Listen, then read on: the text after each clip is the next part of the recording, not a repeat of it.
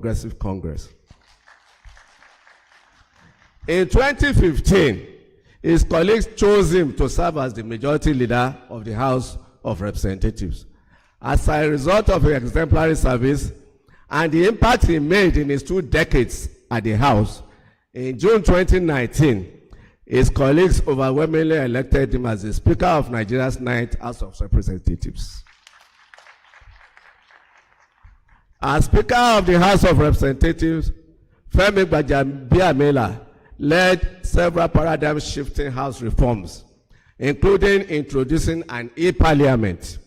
In the wake of the COVID-19 pandemic, he immediately led the production of the COVID-19 response strategy, which necessitated the updating of the legislative agenda to ensure the priorities and intervention of the House and address the multifaceted impact of the COVID-19 pandemic on the lives and livelihoods of his fellow Nigerian citizens.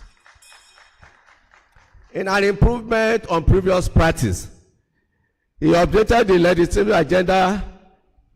The updated legislative agenda included a time-specific implementation framework, which the Right Honorable Speaker aptly titled Our Contract with Nigerians. A champion of good governance and more effective public financial management, he drove the delivery of a January to December budget cycle to ensure more effective implementation of the national budget. He also championed the Fiscally Challenged Bill 2019 and the Student Loan Bill 2019, among others. However, the legislature's work does not end at our borders, but spans the global political and economic space. As such, in his conviction that African parliamentary leaders need to work better together in the continent's interest, he founded and established the Conference of Speakers and Heads of African Parliament, COSAP, with the speakers of Ghana, South Africa, Kenya, Rwanda, Senegal, as the first platform specifically for African speakers and heads of parliaments to meet, deliberate, coordinate, and collaborate in finding African legislative solutions to African challenges. In the same vein, he employed legislative diplomacy in dispute resolution and intervened in protecting Nigerians' lives, livelihoods, rights, and property in the diaspora. For example, he led a mission to Ghana to address the Nigeria-Ghana trade crisis in 2020 and resolve previous challenges in China, South Africa, and other parts of the world. He believes that the Nigerian government has a sacred responsibility to protect Nigerians at home and abroad, especially in these challenging times. He remains an advocate for protecting women and girls, an avid champion for small and medium enterprises in Nigeria, and his track record reflects a strong penchant for supporting vulnerable or excluded groups, the poor and the downtrodden. He also has a strong affinity for young people, as evidenced by the Legislative Mentoring Initiative, which he established as a youth leadership development program to identify, equip, and empower a new generation of young people to lead government and public service, particularly in the legislature. As an avid reader with a thirst for knowledge, he championed the creation of the National Assembly Legislative Library as a space for all Nigerians to learn and develop their understanding of the legislature and other areas pertinent to national development. I think we should appreciate him for that. And as Chief of Staff to the President, Right Honorable Dr. Hakeem Gbajabiamila continues to support Mr. President in his tireless efforts to implement the administration's renewed hope agenda to transform our country's political, economic, and social landscape and create a new era of prosperity for all Nigerians, including you and me. Your Excellency, distinguished ladies and gentlemen, I present to you a hard-working, courageous, polished, and principled Right Honorable Olufemi Gbajabiamila. He remained devoted to building a nation that enables all Nigerians to fulfill their biggest potential and a government that lives up to its obligation to ensure the security and welfare of all citizens. He's a dedicated son and brother, a committed husband and father, and above all, a worthy patriot and citizen of our great republic. Your Excellency, distinguished ladies and gentlemen, please join me in welcoming to the podium the guest lecturer for today, Right Honorable Dr. Olufemi Hakeem Gbajabiamila, CFR, to deliver his lecture. Thank you.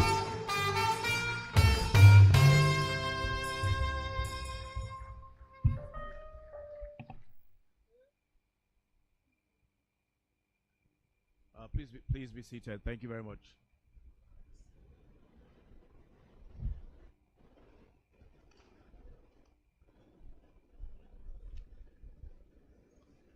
His Excellency Governor Ademola Adeleke, my friend and brother, Governor of Osun State, the members, my colleagues and members of the House of Representatives and National Assembly generally that are here today, the Speaker of the State Assembly, the SSG Chief of Staff, the Head of Service, the Cabinet members, all present here today, the Vice Chancellor, the Pro-Chancellor, the Governing Council, my colleague, friend, and sister, glad to see Justice Oniboko, and many other dignitaries here present. Ladies and gentlemen, allow me to stand on existing protocol. I bring you good tidings from Mr. President.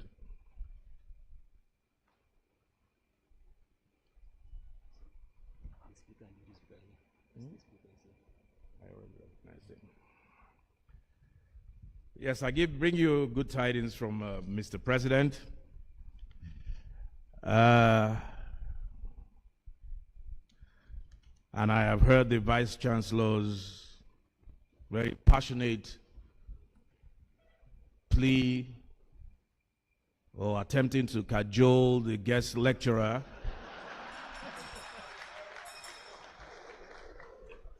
into doing something outside of giving the lecture.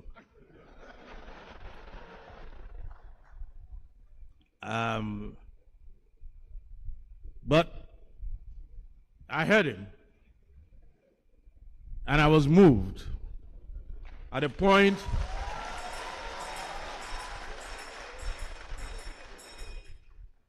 I was moved, and at a point, my spirit almost moved me to making a pronouncement as he had asked. And I was going to until he started reeling out what the Governor Adeleke had done for this university. And in hearing all of those amazing things that have been done by the governor, I thought it would be unfair. Although they say, like Oliver Twist, we always ask for more. But I thought it would be unfair to even add up into your already full cup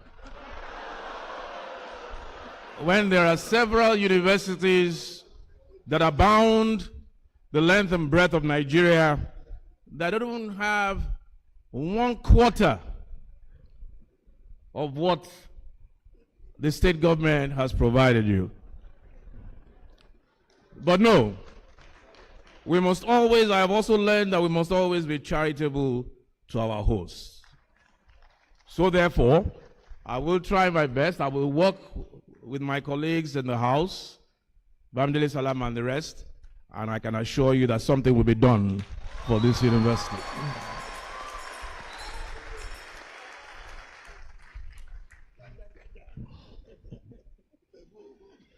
Well,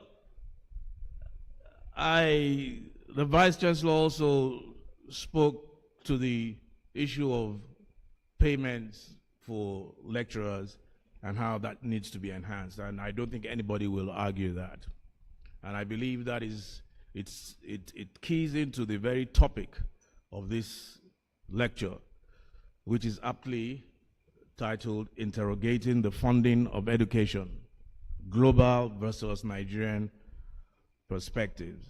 When I was asked to be a guest lecturer here, I was given about 3-4 topics, and to pick one out of those, and I picked this particular topic because education, for those who have followed my trajectory, education is something that is very passionate, I hold very dearly, just like Mr. President himself.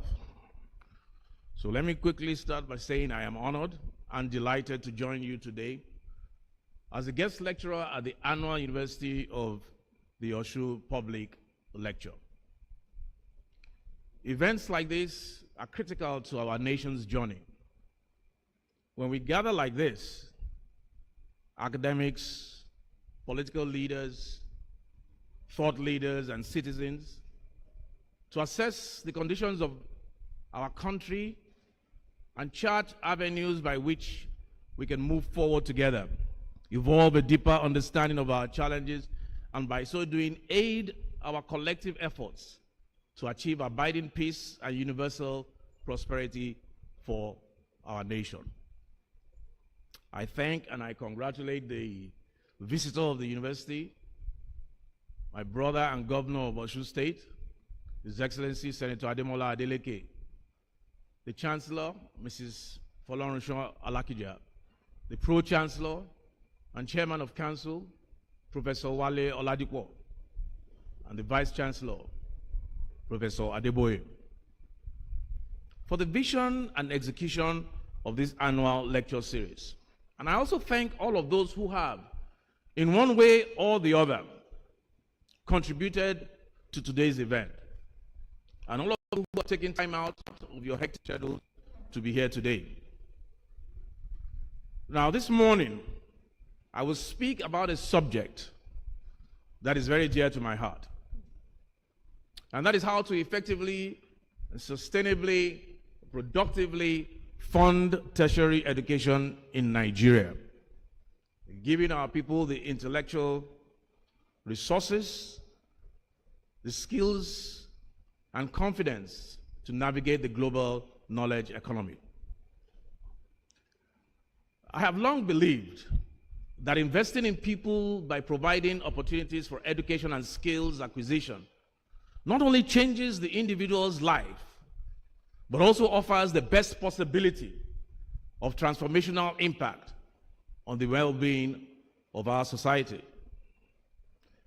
Before we interrogate the funding of tertiary education, as is the primary objective of today's conversation, let us take a moment to explore the purpose of education itself. Now, 4 years ago, I was honored to deliver the 52nd convocation lecture at my alma mater, the University of Lagos. On that occasion, I referred my distinguished audience to Dr. Martin Luther King Jr., who wrote in 1947 that education has a twofold function to perform in the life of man and in society. The one is utility, and the other is culture. Now, education must enable a man to become more efficient to achieve with increasing facility the legitimate goals of his life. Education must also train one for quick, resolute, and effective thinking. We then considered the definition proffered by Professor Nike Ijaya of the University of Ilorin, who posited that the purpose of education is to equip the child as early as possible with the knowledge, values, and skills he needs to navigate this complex world for the sake of his comfort and that of society. Finally, on that day, I remember vividly, we cast our minds to the ancient Roman poet, Virgil, who wrote, Fortunate is he who was able to know the causes of things. For Virgil, education is supposed to inspire curiosity and drive inquiry so that we may understand the fundamental truths that give meaning and purpose to life. Now, taken together, I concluded then, and as I conclude now, I still hold true the belief that the primary purpose of education is to improve the individual's mind and body and empower them to be useful to themselves and beneficial to society. A good education should produce an individual who is confident in their abilities but not constrained by them.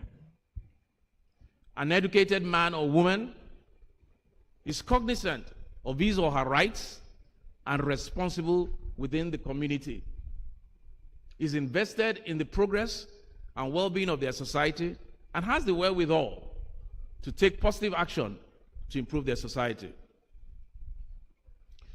The well-educated citizen in this paradigm understands their society and thinks logically about its problems without being overwhelmed by half-truths, prejudices, and propaganda. That individual is therefore able to make informed and valid contributions to the administration and progress of that society. Now, the Constitution of the Federal Republic of Nigeria in Section 18 mandates that the government direct its policy towards ensuring equal and adequate educational opportunities at all levels. The Constitution further directs that the government shall, as and when practicable, provide free, compulsory, and universal primary education, free secondary education, free university education, and free adult literacy program to eradicate illiteracy in the country. These are the mandates of the Constitution. Now, many consider education a privilege. I don't. I consider it a right. Indeed, a fundamental human right. For me, it is a fundamental human right. It is an inalienable right. And why? Why do I not consider it a privilege? Why do I consider it a right? Because it is the only right that opens the door to other rights and makes one aware of other rights, written or unwritten. The reason the Constitution of our Republic places upon our government a solemn responsibility to ensure an educated citizenry is not to create a legion of people with certificates and diplomas, or even just to prepare people for employment. It's beyond that. The ultimate purpose is to produce a nation of people who can build thriving communities, contribute to a fair society, and shape a country that reflects the highest ideals. Now, in pursuit of that objective, the federal government, according to the Nigerian Universities Commission, operates 64 universities across the country, whilst the state government owns and operate about 63 universities. So the federal government on one hand has 64 universities they operate, and the state governments have 63 universities. Now, remarkably, this large number of universities is still insufficient to meet the demands of a young and growing population. In the National Assembly, bills seeking to establish new tertiary institutions, universities especially, account for a large percentage of legislative activity. This merely reflects the pressures that senators and representatives face from constituents. Every senator, every member of the House is desirous of wanting to establish some tertiary education in his constituency. So you end up having a proliferation of bills in the National Assembly. This tells you one thing. What it tells you is that Nigerians, constituents, are very education, should I say, is very important to them. It is that pressure that they put on members that result in the proliferation of universities, and sometimes we end up sacrificing qualitative education for quantitative education. Now, successive governments, in adherence to their constitutional obligations and to meet these persistent demands, continue establishing institutions to provide free and heavily subsidized education. But you see, ladies and gentlemen, nothing is ever free. Let nobody kid you. Least of all, education. Analysis of the 2024 budget of the federal government of Nigeria by the Nigerian Institute of Social and Economic Research shows the allocation of 2.18 trillion naira to education, 1.3 trillion to health, I think about 3.2 to defense and security, 534 billion to social development and poverty reduction, and 1.3 trillion to infrastructure. Only, if you look at those figures that I just, only our national security takes up a larger share of government spending in this country than education. However, it will come to as no surprise to education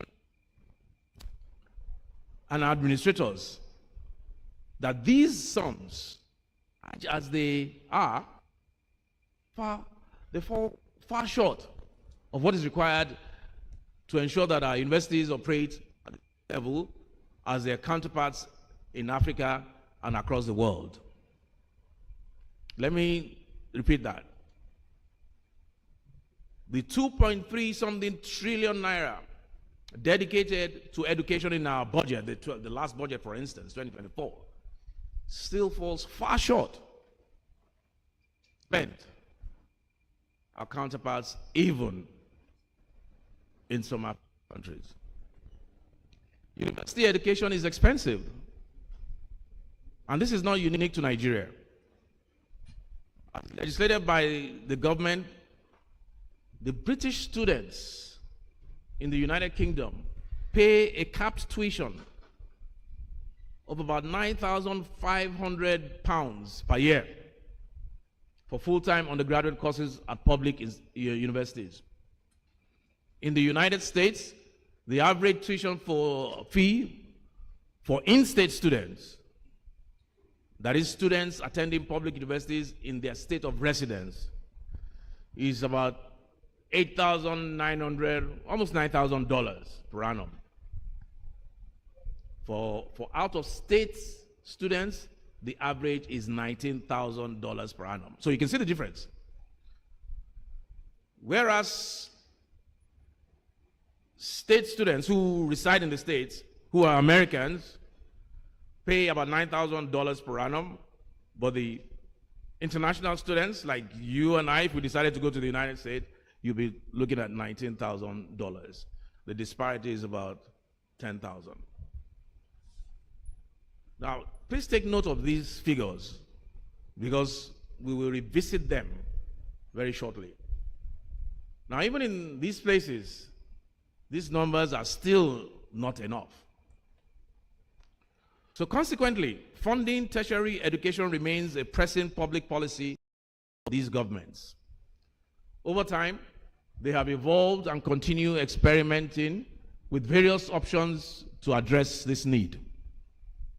Their experiences offer us a valuable range of options to consider. We must consider these options because the unavoidable truth is that the federal and state governments today cannot afford to fund qualitative public university education at the scale required to meet present and future needs. With each passing day, the need to create new revenue streams for public universities becomes even more dire. According to the Joint Administration Matriculation Board, about 1,950,000 students sat for the 2025 Unified Tertiary Matriculation Examination. In 2024, that number was about 1,985,000 thereabouts. Now, whilst we must remain dedicated to the idea of ensuring education for all who desire it, we can no longer escape the reality that unless urgent action is taken to address the existing and expected funding challenges, we are on an accelerated trend towards a future where our public universities become mere diploma mills instead of the citadels of learning and innovation that our young people deserve and our country desperately needs. Now, remember the tuition fees I just gave you for public universities in the United Kingdom and the United States. Now, those numbers I gave you were for, like I said earlier, born students of those countries. For international students, the numbers go up drastically. The national student on a full-time course of undergraduate study in the United Kingdom will pay an average of between 12 to 38,000 pounds per year for most courses, with medical degrees, of course, hitting about 67 to 70,000 pounds a year. International students studying in the United States can tentatively expect a cost of between $25,000 to $45,000 per year. The financial contributions of international students are a significant revenue stream for universities worldwide. That's the point I'm going to. The financial contributions of international students are a significant revenue stream for universities worldwide, helping, therefore, to subsidize the university education for the students or for the citizens of those countries. So, to put it in crude language, I'll use the parlance. So, you rob Peter to pay Paul. And there is nothing wrong with it. If people want to come to your country to educate themselves, you take advantage of it. And you subsidize. Now that's where subsidy is a good word. You subsidize your own native students using the money of the foreign students. And don't forget the disparity. 10,000 to 50,000. It's a lot. I make this point because we're talking about comparing the Nigerian perspective and global perspective. How education is funded internationally and how you do your research. You'll find that universities are funded very minimally by government.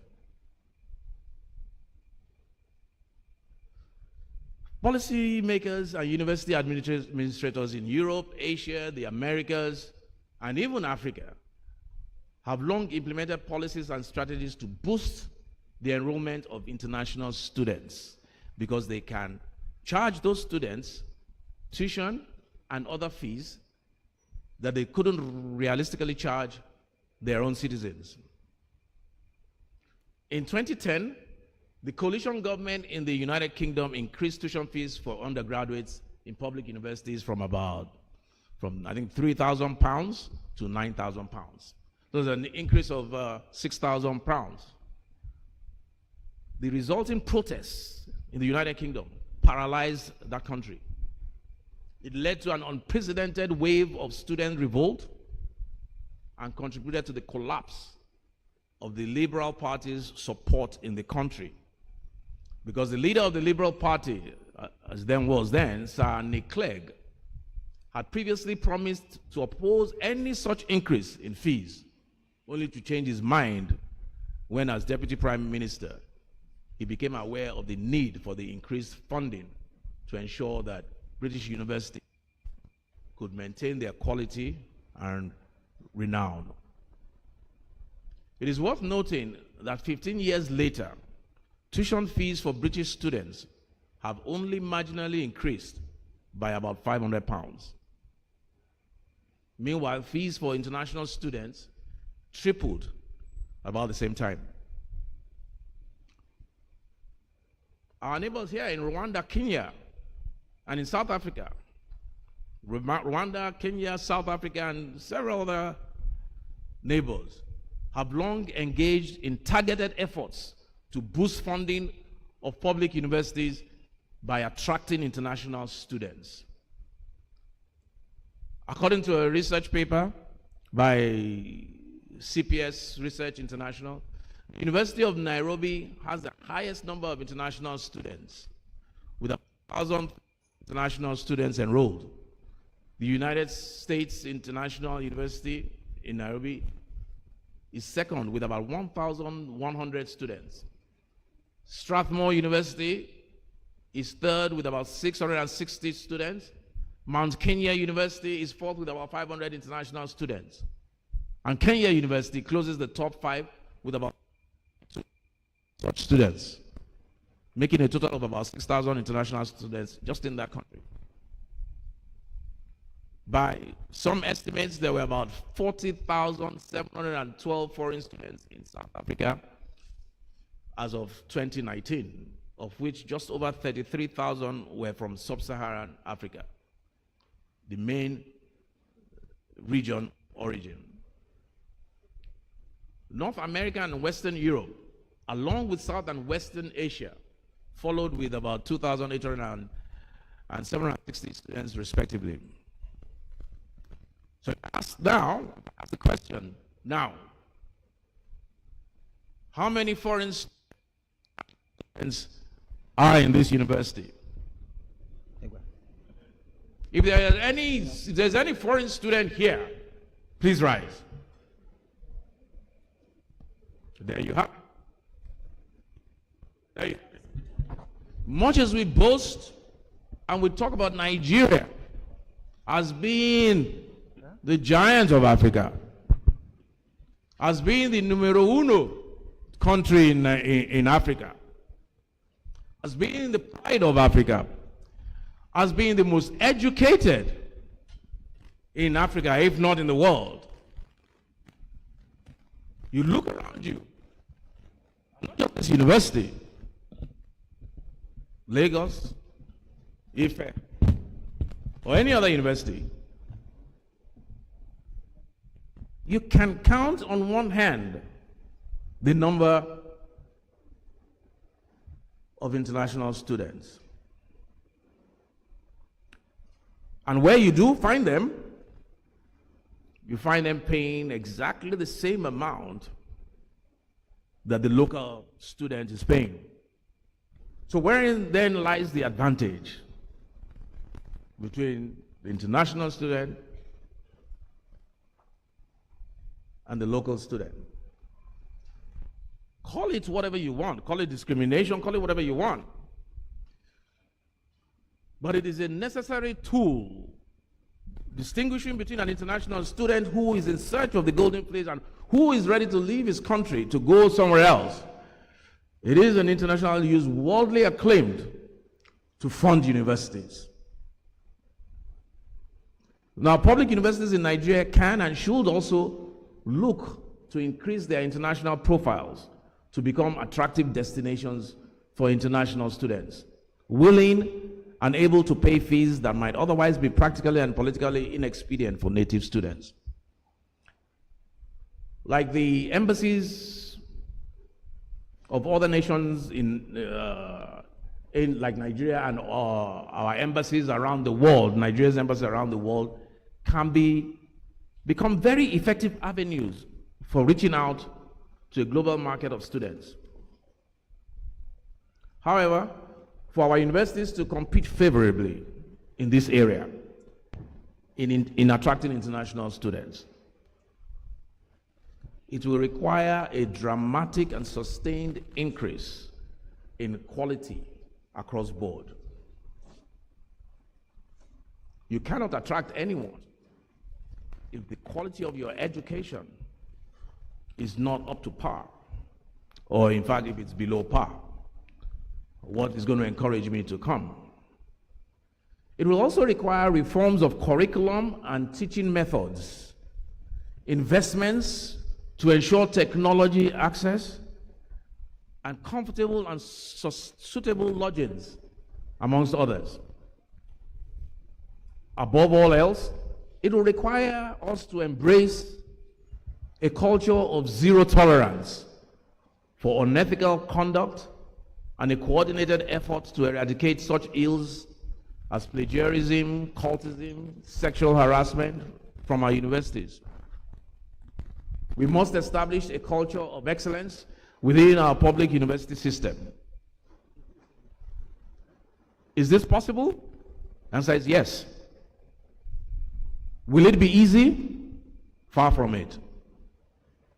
For example, it is by now well established that we have a problem with harassment and victimization in our higher institutions. What we have here is not a problem of a few bad apples. It is a deeply rooted and systemic issue that extends beyond individual misconduct to the failure of institutional mechanism to protect students and staff from harassment and victimization, relying instead on moments of public outrage to bring isolated incidents to light and justice. True reform would require a fundamental shift in how these institutions operate. That might involve stronger accountability measures, independent oversight, and a culture of transparency, where abuse is not just punished after the fact, but prevented in the first place. Universities should not be places where power is wielded unchecked, but exercised responsibly for the benefit of the academic community. The first step in this regard, in my opinion, is for the government and the various stakeholders in the public university system to ask, what makes universities in Ghana, Kenya, and South Africa, and in all the other places where millions of Nigerians have moved to over the years to seek education? What makes them attractive? That's the first question we need to ask. The second step is to audit our system, to understand the financial, cultural, political, and structural and other factors mitigating our ability to recreate such conditions. Third, we must then jointly develop multi-dimensional implementable plans to address those issues systematically and consistently over a definite period. If we do this, I think we will change the fortunes of our public universities and everybody wins, beginning with our young people here at home. Now let me address yet another aspect of university financing. Besides being places of learning and research, our universities can become significant commercial players in various sectors of the economy. And I say this with all seriousness. Besides being citadels of knowledge or for learning, our universities can become significant commercial players in different areas of our economy. Across the world, when academia collaborates with the private sector, it creates a robust ecosystem for innovation, research, commercialization, and economic growth. Universities provide cutting-edge research. They provide talent and expertise, while businesses offer funding, market insights, and real-world application for discoveries. Now, this synergy between the business world and the universities has led to the rise of technology parks, incubators, research clusters that accelerate breakthroughs in biotechnology, AI, renewable energy, and so on and so forth. Some of the world's leading examples include Silicon Valley in the US, Cambridge's tech cluster in the UK, and Shenzhen's innovation labs or hubs in China. Now, these partnerships don't just fuel technological progress. They also boost job creation and global competitiveness. Public and private universities have built huge financial advantages by offering services in a willing market. We all talk about Oxford, we all know Oxford, we all hear about Oxford. We grew up knowing Oxford University. We all have ambitions wanting to go to Oxford University. Oxford University Press is a world-renowned publishing house with over 6,000 employees. It is a department of the University of Oxford. So the Oxford University Press that we all know, if you look at your books, some of your books, you'll see there, published by Oxford University Press. It is a department of the University of Oxford, established with a mission to further the university's objectives of excellence in research, scholarship, and education by publishing worldwide.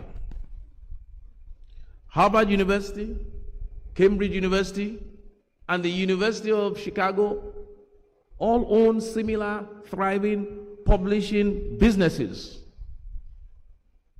In 2023, the General Services Administration of the United States federal government published a report of the top 100 government contractors offering services to various government departments, including the Department of Defense, Department of Energy, Veterans Affairs, Health and Human Services. Johns Hopkins University, Massachusetts Institute of Technology, and the California Institute of Technology all made the list of the top U.S. government contractors for the year, collectively receiving contracts valued at more than $6.5 billion for that year. Dollars, not naira now. For that year. Further analysis of publicly available U.S. government contracting records over the last 10 years shows that Yale University, Ohio State University, University of Minnesota, among so many others, are government contractors offering a diverse range of healthcare, consulting, training, research, and development services to the U.S. government as well as various governments. This is how these universities that we all aspire to go to, this is how they're funded. A research study titled The Licensing and Selling of Inventions by U.S. Universities, published in the Journal of Technological Forecasting and Social Change, analyzed the patent transactions of the top 58 U.S. universities in the years from 2002 to 2010, and found that 37% of the patents granted at the University States Patent and Trademarks Office have been involved in a form of monetization, whether through licensing, reassignment to other universities, national laboratories, federal agencies, or non-profit entities, or commercial transfer to other companies. These universities conduct research and develop activities to develop intellectual property that can be created, transferred, or licensed for commercial value. Now, let us not lose sight of one thing. We have eggheads in our universities. Nigerians are very, very smart people. We read and hear about them doing wonders and great, majestic, bold things outside of the country. It is because they have been given the environment to do those things. So I'm not just saying universities should get involved in these things in a vacuum, but I'm saying yes, they should, but also government needs to, or the universities, you need to collaborate and get those things done. Question is, which one comes first, the chicken or the egg? Now, Stanford Management Company, Columbia Investment Management Company, and the Harvard Management Company are all wholly owned investment companies of their eponymous universities. I'll just give you 3 management companies: Stanford, Harvard, California. They are investment companies fully owned, wholly owned by those universities for investments. Why can't our universities invest and make money and pay their lecturers big fat salaries which they deserve, with due respect? These universities can do that. These companies, they manage the financial assets of their respective universities by investing in established businesses and startups, managing real estate holdings and various financial instruments to help ensure that those universities have the financial resources to remain world-class institutions. Universities operating commercial businesses to generate income to support their core educational mandate is not a new development. The Oxford University Press, which I referred to earlier, was established in 1586. I mean, let that sink in. The Oxford University Press was established in the 16th century, 1586. What has changed is the nature of the commercial interests that universities have begun to pursue. Increasingly, universities have shifted from pursuing commercial interests that are closely aligned with academia, such as training and capacity development, consulting, printing, and publishing. They have now moved on. What we see now, instead, we see universities as startup investors, as vendors of software services to businesses and government, and as defense contractors. Whatever the nature of the commercial interest, the objective remains the same: establishing multiple sources of revenue to sustain universities and support their core functions as centers of learning, scholarship, and innovation. What needs to be done for our public universities is to begin to think along these lines. Are there limitations of law that prevent them from being able to operate in this manner? If so, why do such limitations exist? And what can we do to update our laws to reflect today's realities better? And if, as I suspect, we are limited not by law, but by imagination, then there is no better time to begin to think about the possibilities that exist and to break ourselves, our public universities, and future generations from these self-imposed limitations that continue to keep our nation from reaching the heights we are eminently capable of achieving. So, ladies and gentlemen, we cannot thoroughly interrogate the funding of public university education in Nigeria without honestly discussing tuition fees. We have established that providing a qualitative or quality education without cost is impossible. But yet, our Constitution, which I referred to earlier, Section 18, talks about free education at all levels. A free education means that somebody else, in this case, the federal government or the state government, is paying the price. There is no free lunch anywhere.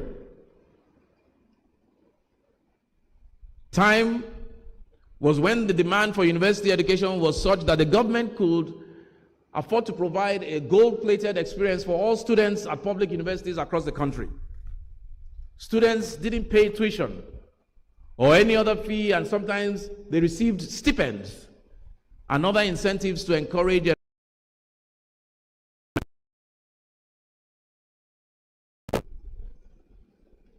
Today, there are over 130 public universities nationwide, and almost 2 million young people seek admission annually. The truth is that neither the federal government nor the state government can afford to sustain this number of universities providing qualitative education to this number of students without establishing alternative revenue streams for the institutions. I'm not calling for tuition fees, don't get me wrong, to be introduced into our public tertiary institutions, universities especially. No. I understand the constitutional provisions that limit government flexibility in this regard. At the same time, I am aware that while students in our public universities still do not pay tuition, various other fees have been introduced, or if you like, smuggled in, to help meet the operational costs of these institutions. We have, for the most part, ended up with tuition fees, except we refuse to call it that. Nonetheless, whether we choose to call these plethora of fees or whatever we choose to call them, the consequences of being unable to pay those fees remain the same: denial of access to education.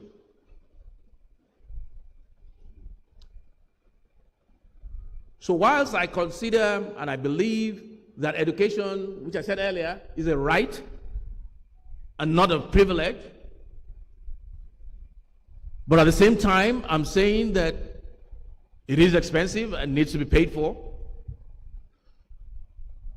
What is important in joining these two together is access. Something can be expensive, but you have access to it. There's no point in calling something a right. Meanwhile, there's no access to that right. Now, what is access in this case? Access is the ability to pay for your education. As a member of the House of Representatives and later as Speaker, I sponsored and ensured the passage into law of the Student Loan Access to Higher Education Act 2023, which His Excellency President Bola Ahmed Tinubu, a firm believer in qualitative education and every student's right to education, signed into law in one of his earliest official acts as president.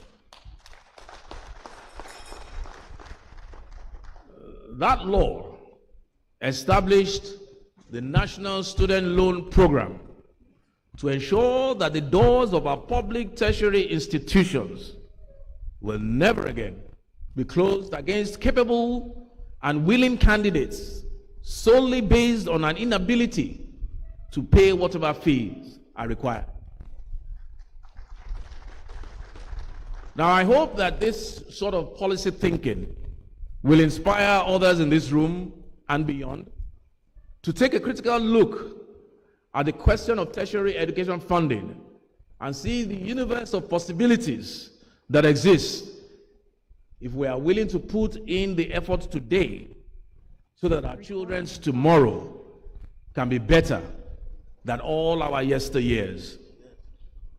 Distinguished guests, ladies and gentlemen, my final message to you today is this. The promise of our democracy isn't that we will arrive at a place of perfection overnight. No, the promise of our democracy is that by the joint efforts of millions of citizens working together, we might achieve incremental progress, compounding each win until this country looks like the best dream we ever had. The driving spirit of every thriving democracy is our collective commitment to a covenant of public service that depends on each of us dedicating ourselves to the attainment of the common good rather than the pursuit of narrow objectives. Those of us fortunate enough to hold public office on behalf of our people are each responsible for doing the hard but necessary things to build a nation and leave a worthy legacy. In this regard, our highest responsibility is to continue building ladders of opportunity so that every citizen who puts in the effort can achieve as much as they dare to hope. I thank you most sincerely for taking the time to listen to me today. God bless you, God keep you all, and God bless our Federal Republic of Nigeria.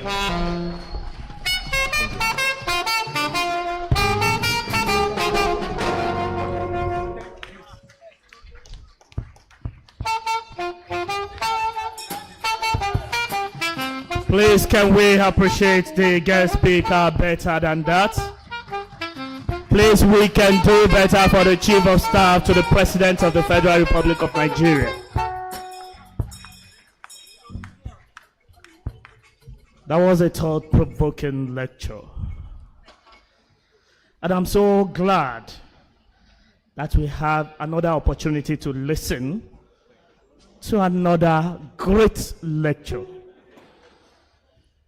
In 2019, this guest speaker delivered the first Prince Tunde Kwanle lecture, still on education, although as a speaker.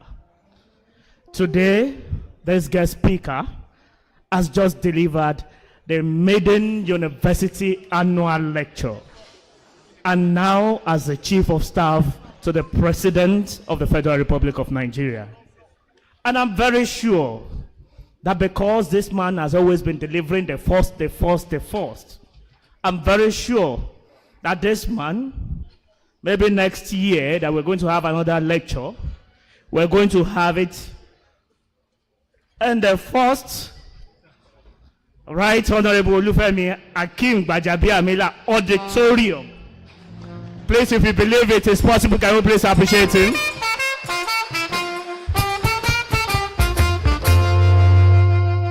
Thank you very much, sir. Thank you very much, sir. I was really happy when he mentioned UNIOSUN Publishing Limited.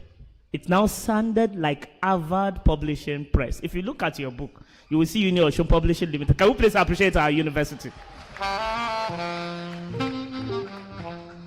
And you can see UNIOSUN water in front of the Chief of Staff to the President. Can you please appreciate UNIOSUN? It is our standard practice in this university that whenever we have a guest speaker like this, that he came to present a thought-provoking lecture like this, we present a token to show our love, and is going to sign the visitor's book of the university. I want to believe the Secretary of the Vice Chancellor is already here yet. And on this note, I would like to quickly call on the Vice Chancellor to be accompanied by all the members of the council to present this plaque to the guest speaker of today.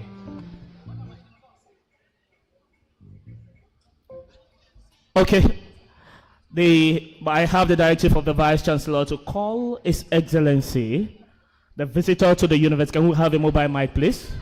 The visitor to the university and the Executive Governor of Osun State, Senator Ademola Nuruddin Jackson Adeleke, to present this plaque on behalf of the university to the Chief of Staff to the President of the Federal Republic of Nigeria.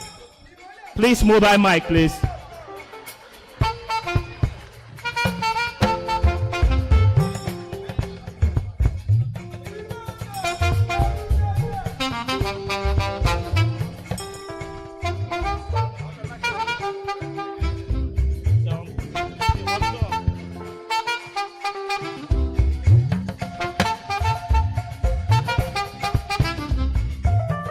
The VC Secretary, we are waiting for you.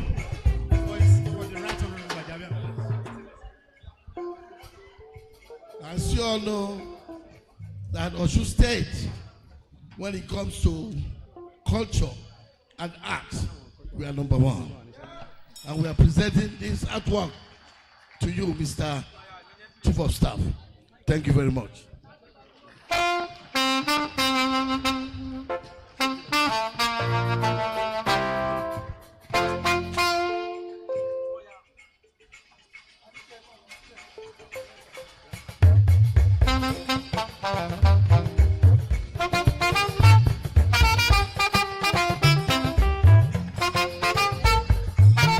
Please, we want the members of the Governing Council to quickly join that group picture. Please, the members of the Governing Council of the university, we want them to join that group picture. With all due respect, I want the Speaker and the members of the National Assembly should please join this group picture. Right Honorable Adewale Egbedun, please, we want you to join the group picture. The Chief of Staff to the Governor and the Deputy Speaker, please, including the Head of Service.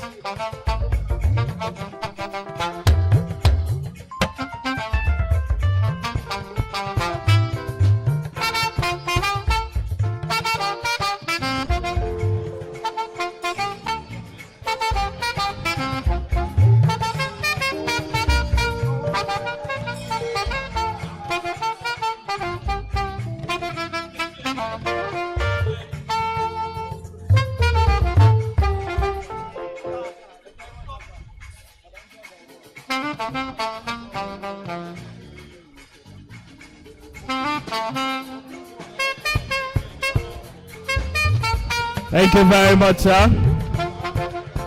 The next presentation is still going to be to the guest speaker. The next presentation is still to the speaker, the guest speaker. And this one is going to come from the Students' Union Executive of the university. Student Union President, Comrade Adeguamidat, can you please quickly come up? The Student Union President, you have 1 minute to make your presentation.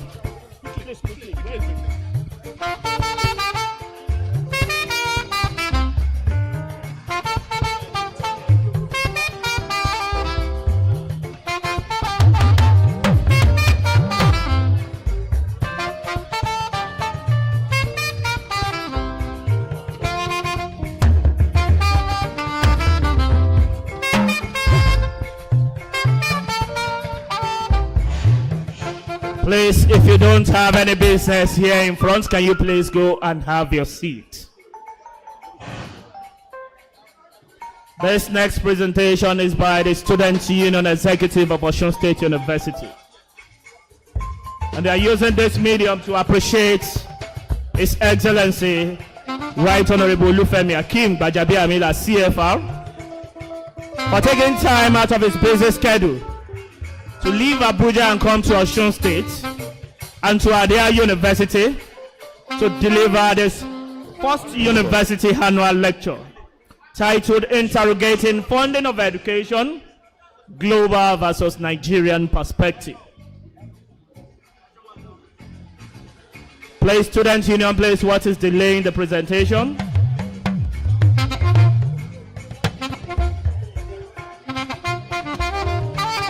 Okay, pending the time that the Student Union is working on that, we'll quickly move to the next presentation.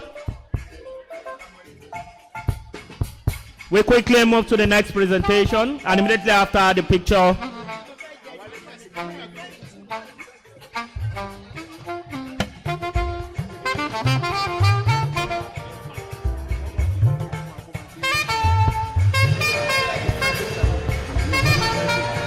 Thank you. To announce the next presentation, pending the time that the Student Union will be ready. Mr. Vice Chancellor, sir. On behalf of the Osun State University, the Senate, the Governing Council, and the students, we appreciate Your Excellency, sir, for all that you have done for this university. And we don't take everything for granted. This has been presented to you today as a sign of our honor for you, for all that you have done for us. Presented to Your Excellency, sir.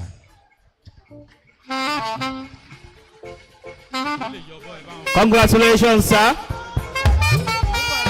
Congratulations to the visitor and the performing governor. The next presentation is to the facilitator. Can we please have Honorable Bamidele Salam, please? For facilitating this and for opening this path for this university, we want to give this to Honorable Bamidele Salam. We thank you for pushing us, and we did not refuse being pushed. Thank you for pushing us to this success. Excellency, sir, I want you to please join us, sir.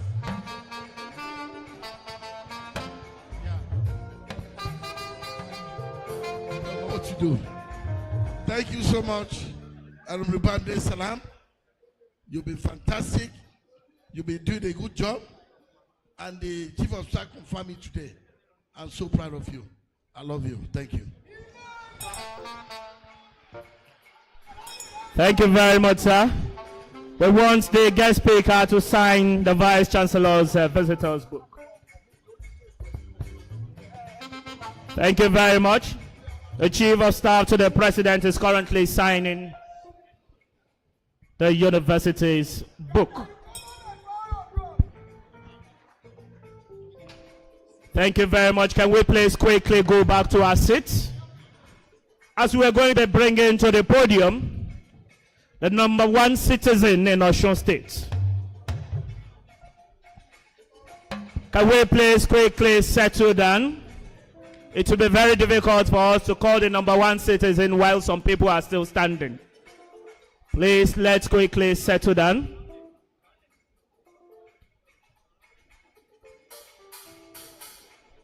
Thank you very much. I'd like to stand on the shoulders of the people on the high table to invite the visitor to the university and the executive governor of Osun State. And please, with a standing ovation, I want you to join me to the podium as we bring Senator Asiwaju Ademola Nuruddin Jackson Adeleke as he gives the executive governor's address. I have waited patiently. I have vision, though I believe. I know I can count on me. Here we go, it's getting close now. Thank you, thank you, thank you. Because of time, I will just go straight to the point right now. You all know how I do it, but I'm just going to fast track it. No song this time.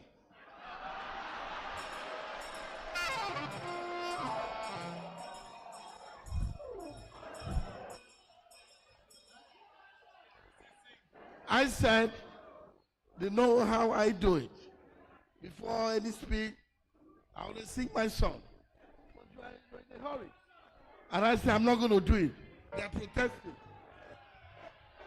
Olúwa mi mo dúpẹ́. Olúwa mi mo dúpẹ́. Olúwa mi mo dúpẹ́. Mo dúpẹ́, mo dúpẹ́, mo wá dúpẹ́ o. Sing it. Olúwa mi mo dúpẹ́. Olúwa mi mo dúpẹ́. Listen. Èmi nìkan ló yẹ. Kò lè yé ẹnìkan kan. Ìdí tí mo fi yìn bàbá. Èmi nìkan ló. One more time. Èmi nìkan ló yẹ. Kò lè yé ẹnìkan kan. Ìdí tí mo fi yìn bàbá. Èmi nìkan. Ìdásọ̀. Ìwọ lọ́lọ́run mi. Ìwọ ẹ̀dá. Ọba àwọn ọba. Olúwa Olúwa. Ọba títí láyé. Kò lè yí padà. Èmi máa ń yàn. You better sit there. Come on now.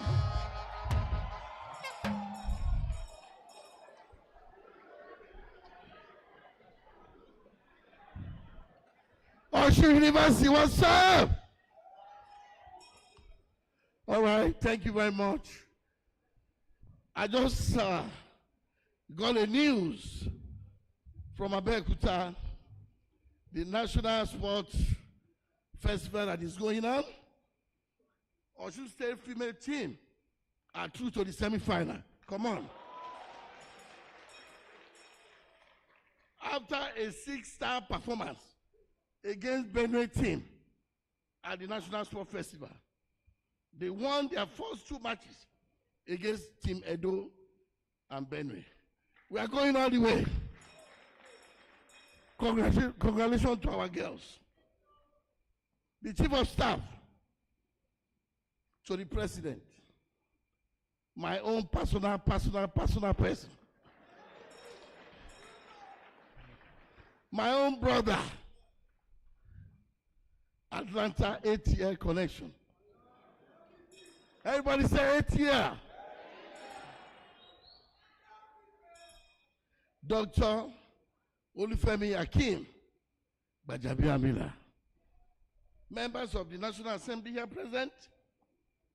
Speaker of the State House of Assembly, Right Honorable Adewale Egbedu.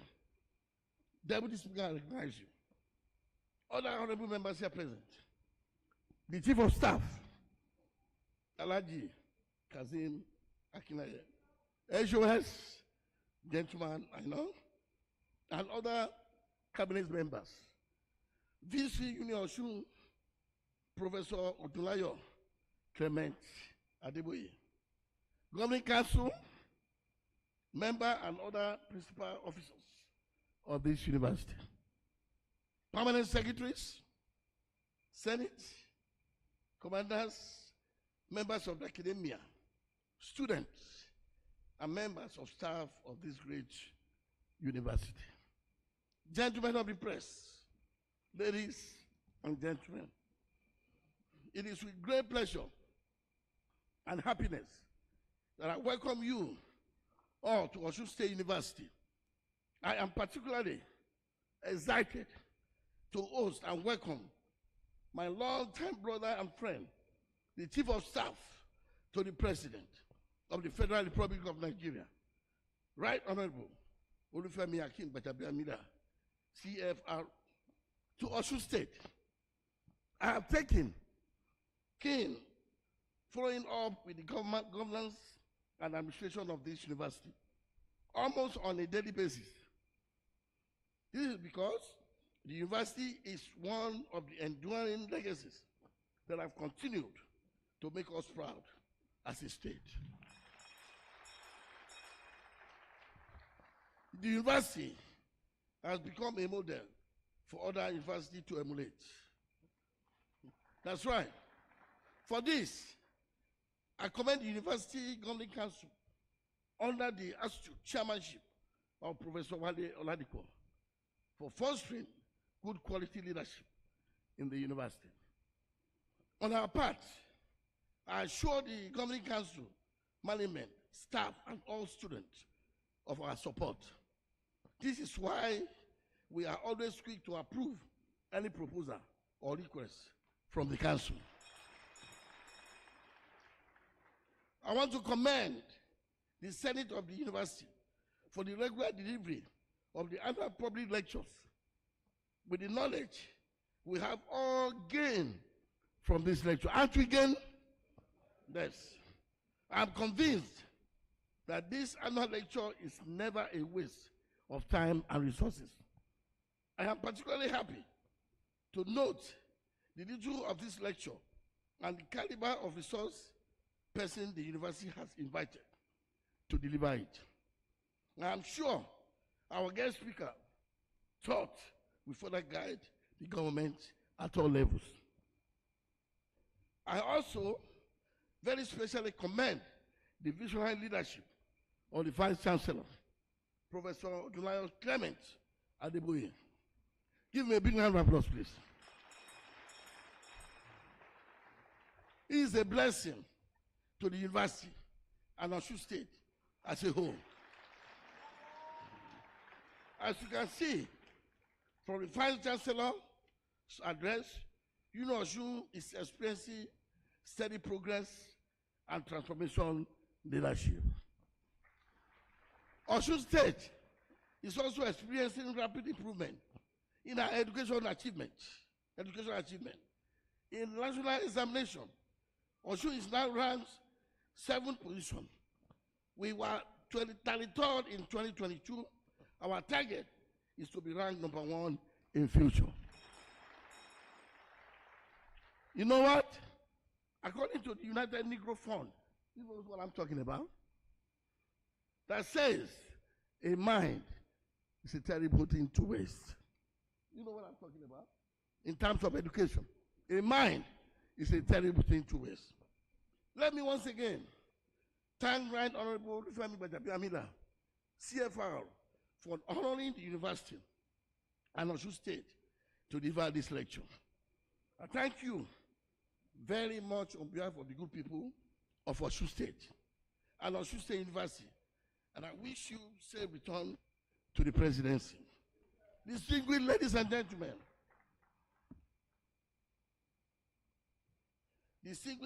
gentlemen, before I stop here, I have to recognize my Aburo, Honorable Babde Salam, for bringing my brother here to come and give a lecture. And you know what? I'm so proud of you, because the first thing the speaker and chief of staff told me, he said, you are doing very well. Oh, do you two are you that one?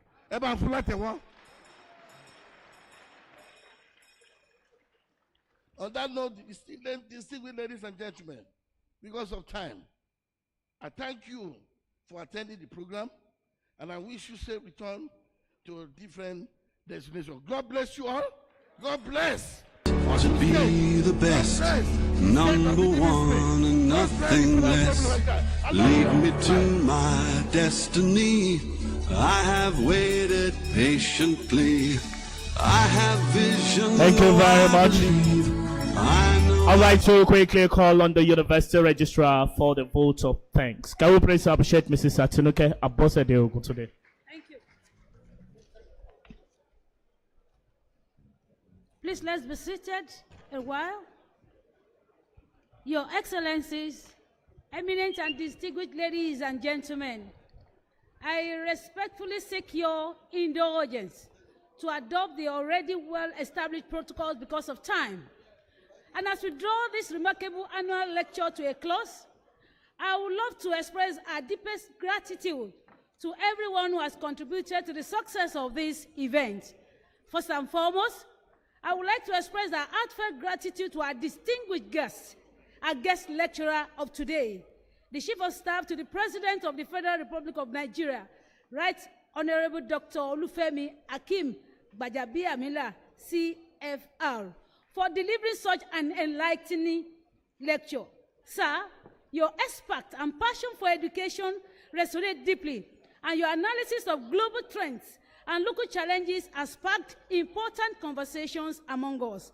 We appreciate your dedication to improving educational funding in Nigeria and your commitment to ensuring every child has access to quality education. Your insights have opened our eyes to the critical challenges and opportunities in educational funding.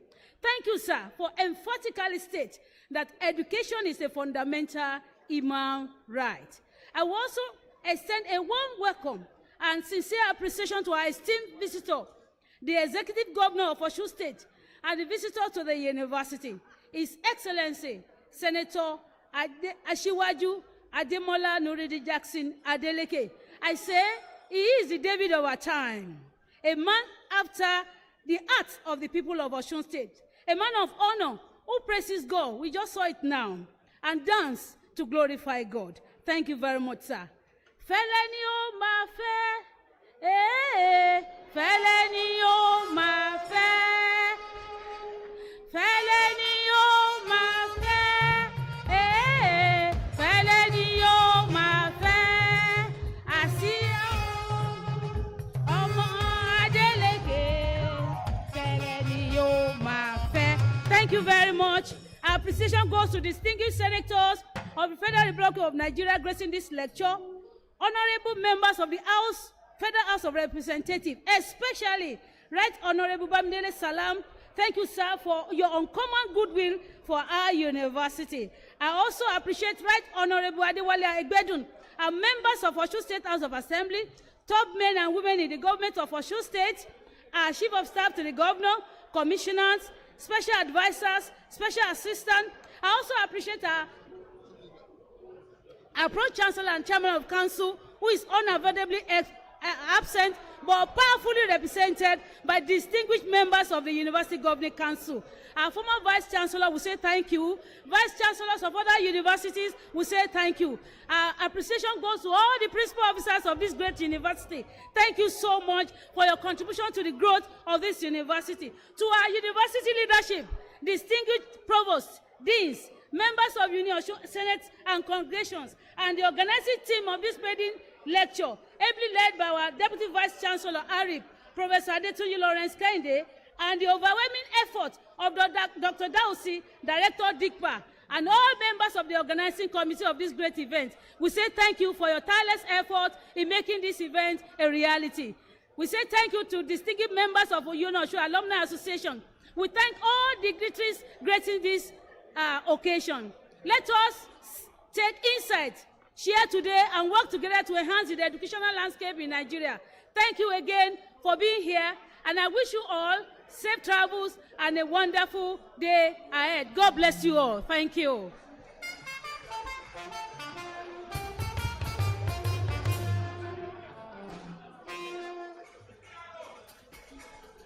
Please, shall we please rise for the national anthem? Please, the securities, please, all doors should be locked for.